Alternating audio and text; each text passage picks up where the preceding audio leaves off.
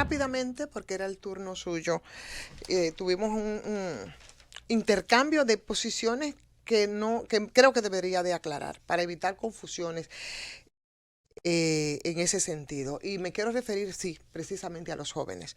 Y a los jóvenes a partir de lo que son las estadísticas que nosotros hemos tenido en los últimos tiempos.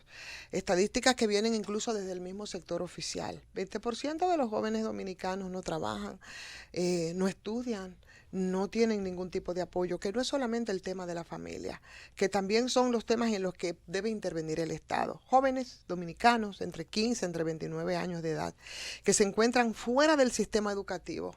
¿No? No solamente del sistema laboral, se encuentran fuera del sistema educativo porque son los que forman parte de esa población. Y mira que la población aquí joven es bastante alta. Según estudios incluso que han hecho sectores empresariales, pero también organizaciones no gubernamentales y estadísticas que vienen desde el mismo sector oficial. Por ejemplo, hay un estudio que fue titulado Los jóvenes dominicanos, esos desconocidos, que se refiere a los ninis, y nosotros sabemos cuál es esa situación. Está ahí y es verdad. Aquí los jóvenes, en términos laborales, en términos educativos, hace mucho tiempo, yo creo que esa generación de 20 años, quizás un poquito más atrás, anda en un descalabro total. Ahora, ¿qué pasa con todo esto?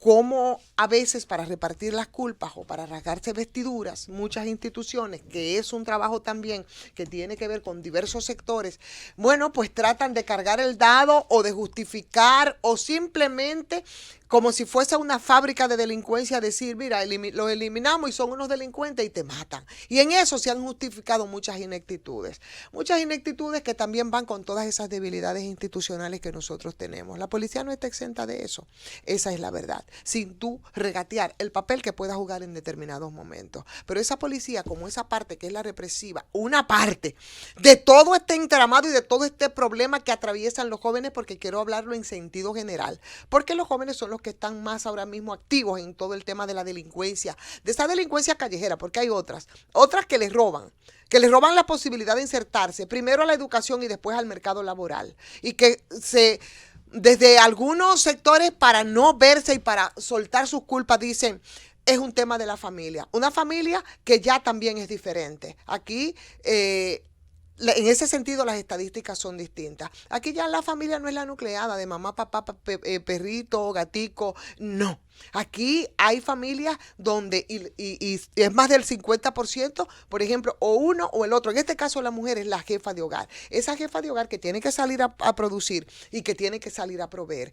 Eso en lo que tiene que ver con la familia, plantea grandes responsabilidades, porque tú tienes entonces en medio de esto una sociedad que cada día es más cuestionable, unas instituciones que son cada día más débiles, mucho más débiles, y eso te plantea entonces una hostilidad y una contaminación en ese entorno mucho más allá de la formación que tú pudieras, en muchos casos sin tener, porque también se te ha negado las herramientas para tú hacerlo, porque no podemos entonces nosotros dentro del planteamiento excluir lo que son, en el caso de las mujeres, por ejemplo, los embarazos en las adolescentes. Entonces esas adolescentes también que tendrán finalmente, porque lo que se desprende de eso es que en la mayoría de los casos van a tener que criar a sus hijos solas, son las que tampoco van a tener esas herramientas para entonces dar esa formación a esos muchachos y esas muchachas. Y si no tiene una familia detrás que entonces la coge y plantea un problema mucho mayor